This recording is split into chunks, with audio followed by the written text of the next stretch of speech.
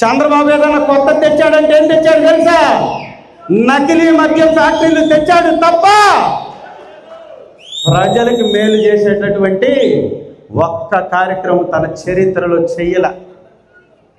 అయినా కూడా ఇక్కడికే వచ్చి మార్కాపురంలో చెప్తాడు సిగ్గు లేకుండా, నేను ఎప్పుడన్నా అబద్ధం ఆడేనా అని అడుగుతున్నాడు. ఎవరిని? ప్రజల్ని. ఆడేదే అబద్ధం, చేసేదే నీతిమాలిన కార్యక్రమం. ప్రభుత్వం అంటే తన సొత్తులాగా ఈ భారతదేశంలోనే అత్యంత సంపన్నుడైనటువంటి వ్యక్తి ముఖ్యమంత్రి చంద్రబాబు నాయుడు.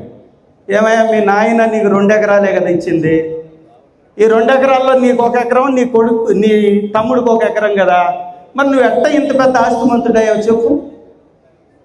పాలు పెరుగమ్మి నువ్వు ఇన్ని వేల కోట్ల రూపాయలు కానీ సంపాదించుంటే చిత్తూరు డైరీని ఎందుకు చంపేశావు? చిత్తూరు డైరీ నీ జిల్లాది కదా, అతిపెద్ద కార్పొరేట్ డైరీ కదా, సొసైటీ డైరీ కదా. మరి ఆ డైరీ ఏమో నష్టాల్లో ఉంటుంది. ఆ నష్టం వచ్చినటువంటి అదే ప్రాంతంలో హెరిటేజ్ డైరీలో మాత్రం విపరీతమైన లాభాలు వచ్చేస్తాయి. ఎట్ట సాధ్యం?